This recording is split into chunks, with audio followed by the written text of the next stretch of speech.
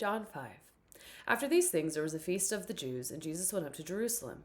Now in Jerusalem by the sheep gate there is a pool, which is called in Hebrew Bethesda, having 5 porches.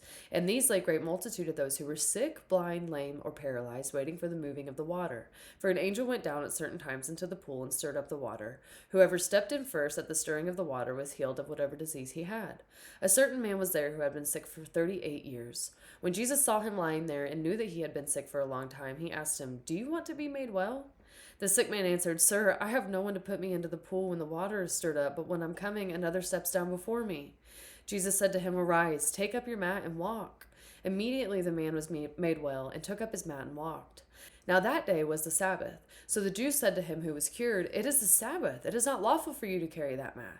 He answered them, "He who made me well said to me, 'Take up your mat and walk.'" Then they asked him, "Who is the man who said to you, 'Take up your mat and walk'?" But he who was healed didn't know who it was, for Jesus had withdrawn to a crowd being in the place. Afterward, Jesus found him in the temple and said to him, "Behold, you are made well. Sin no more, so that nothing worse happens to you." The man went away and told the Jews that it was Jesus who had made him well. For this cause the Jews persecuted Jesus and sought to kill him, because he had done these things on the Sabbath. But Jesus answered them, "My Father is still working, so I am working too."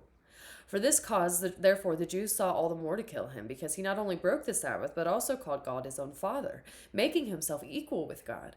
Jesus therefore answered them, "Most certainly I tell you, the Son can do nothing of himself but what he sees the Father doing. For whatever things he does, these Son also does likewise. For the Father has affection for the Son, and shows him all things that he himself does. He will show him greater works than these, that you may marvel. For as the Father raises the dead and gives them life, even so the Son also gives life to whom he desires. For the Father judges no one, but he has given all judgment to the Son, that all may honor the Son, even as they honor the Father. He who doesn't honor the Son doesn't honor the Father who sent him. Most certainly I tell you, he who hears my words and believes him who sent me has eternal life, and doesn't come into judgment, but has passed out of death into life. Most certainly I tell you, the hour comes, and now is, when the dead will hear the Son of God's voice, and those who hear will live. For as the Father has life in himself, even so he gave to the Son also to have life in himself. He also gave him authority to execute judgment, because he is a Son of Man. Don't marvel at this, for the hour comes in which all who are in the tombs will hear his voice and will come out. Those who have done good to the resurrection of life, and those who have done evil to the resurrection of judgment. I can of myself do nothing. As I hear, I judge, and my judgment is righteous, because I don't seek my own will, but the will of my Father's who sent me. If I testify about myself, my witness is not valid. It is another who testifies about me. I know that the testimony which he testifies about me is true. You have sent to John, and he has testified to the truth. But the testimony which I receive is not from man.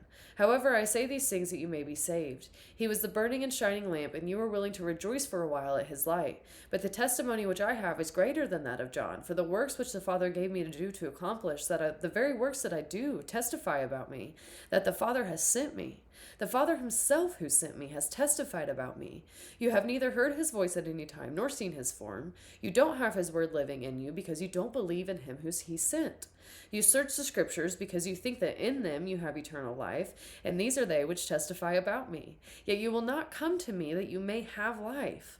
I don't receive glory from men, but I know you, that you don't have God's love in yourselves. I have come in my Father's name, and you don't receive me. If another comes in his own name, you will receive him. How can you believe who receive glory from another, and that you don't seek the glory that comes from only God?